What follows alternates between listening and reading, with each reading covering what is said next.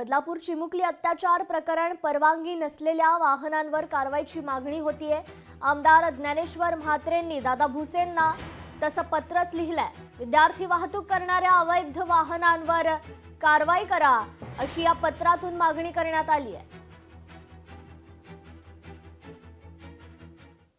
सिल्लोडच्या पूर्णा नदीच्या पुलावर वाहतूक कोंडी झाली आहे। वाहतूक कोंडीमुळे पर्यटकांना मात्र मनस्ताप होतोय।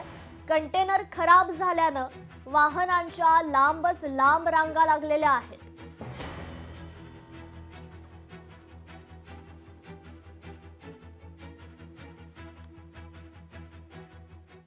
तर लोणावळा घाटात पहाटे 4:30च्या सुमारास मोठी वाहतूक कोंडी झाली। सलग सुट्ट्या असल्यानं वाहनांच्या रांगा लागल्यात। वाहन चालकांनी मात्र नाराजी व्यक्त केलेली आहे।